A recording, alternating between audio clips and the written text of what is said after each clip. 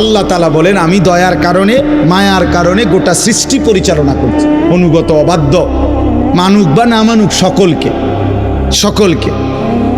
এখন আল্লাহকে যদি কেউ প্রশ্ন করে, আল্লাহ আচ্ছা তাইলে তো একটা বুঝ পাইলাম, আপনি মনে রাগ করেন না, কারণ মানলেও খাওয়ান না মানলেও খাওয়ান, সেজদা দিলেও খাওয়ান সেজদা না দিলেও খাওয়ান, মনে এই রঙ্গেই চলবো মনে। আল্লাহ কয় না, আরেকটা আয়াত রয়েছে তো, মালিকি ইয়াউমিদ্দিন, আমি বিচার দিবসের মালিক। আমি আদর করতে যেমন জানি, আমি শাস্তি দিতেও জানি। বাদশাহ শুধু আদর করে না, বাদশাহ শাস্তিও দেয়। কি? অতএব মালিকি ইয়াউমিদ্দিন, আল্লাহ বলেন আমি বিচার দিবসের মালিক। অর্থাৎ আজ আমি যা দিলাম, আগামী দিন আখিরাতে আমি তার সব কিছুর হিসাব নেব।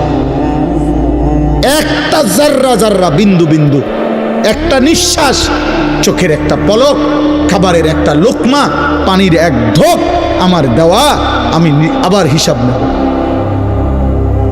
এই কথাটা ভারসাম্য সূরা ফাতিহার মধ্যে আল্লাহ শিখাইছেন, বান্দা আমার দয়া দেখে আবার আমারে দুর্বল ভাইব না। আমি মালিক, আমি বাদশাহ, আমি রাজাধিরাজ, আমি জব্বার, আমি কাহ্হার। আমার দয়া মায়া দেখে কি করো না, তুমি আমার নাফরমানি করো না, আমি আখিরাতে হিসাব। তাইলে কথা কি দাঁড়াইলো? আল্লাহ আমাদেরকে সব দিছেন দুনিয়াতে, আবার আল্লাহ সব কিছুর কি নিবেন? কথা বলেন না। নবীজি বলছেন, ওমর একদিন, ওমর রাদিয়াল্লাহু তাআলা 3 দিন ক্ষুধার্ত থেকে 2টা খেজুর আর 1 ঢোক পানি পান করছে। 3 দিনের ক্ষুধার্ত থাকার পর নবীজি বললেন, ওয়াল্লাহি লা তুসআলু আন হাযান নাঈম, ওমর এই 2টা খেজুর আর 1 ঢোক পানির হিসাবও আখিরাতে আল্লাহর কাছে দিতাম। এই জন্য আল্লাহ তাআলা এটা ব্যালেন্স করে দিছে, বান্দা আজ দুনিয়া ভোগ করো, আগামী দিন আখিরাতে হিসাব দিও। আজকে দুনিয়া কি করো বলে না, নাও দিলাম, কিন্তু আগামী দিন আখিরাতে কি দিতে হবে? এবার অতএব যদি এটা বুঝে থাকো বান্দা, অতএব শেষ কথা হলো ইয়াকা না'বুদু ওয়া ইয়াকা নাস্তাঈন।